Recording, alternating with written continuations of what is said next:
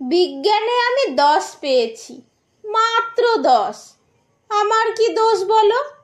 প্রশ্ন যা ছিল খুবই সহজ, উত্তরও ছিল জানা।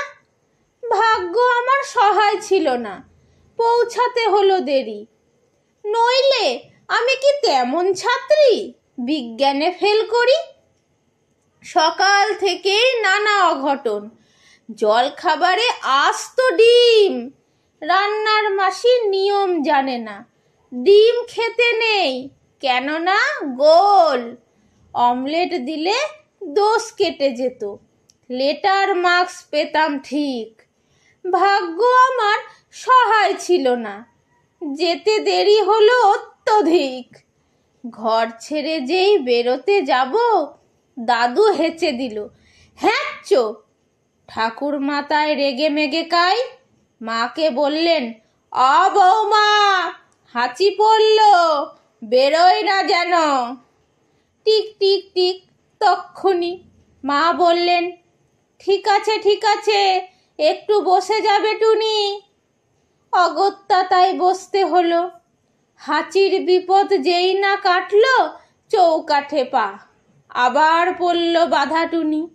ঘরে বসে যা, কপালে দিয়েছি দইয়ের ফোঁটা, হাতে বিপদ তারিনি, কোমরে ঝুলছে ঢাউস মাদুলি, বিপদ এড়াতে পারিনি।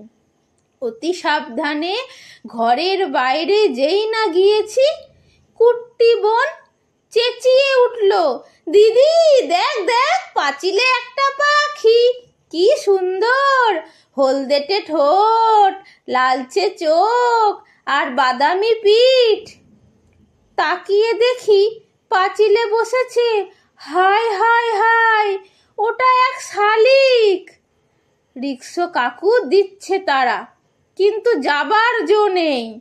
বাড়ির সবাই শালিক খুঁজছে, আয় রে শালিক আয়। আর এক শালিক না দেখে টুনি কি করে স্কুলে যায়? শালিক জুটলো অবশেষে, রিক্সা ছুটলো খুব জোরে, আর দেরি নেই পৌঁছতে স্কুলে।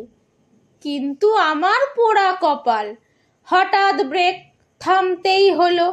পথ কেটে গেছে কালো বেড়াল। দেরির পরে আরো দেরি, দেরিতে গেলাম স্কুলে। সামনেই দেখি কি সর্বনাশ, বিজ্ঞান দিদিমণি।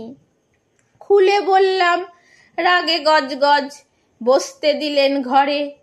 বিজ্ঞানের ছাত্রী হয়েও ছি ছি, ডুবেছ কুসংস্কারে।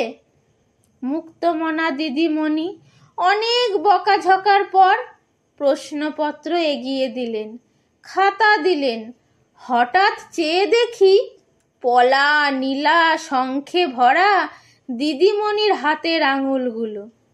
বিজ্ঞানে আমি 10 পেয়েছি, মাত্র 10। আমার কি দোষ বলো?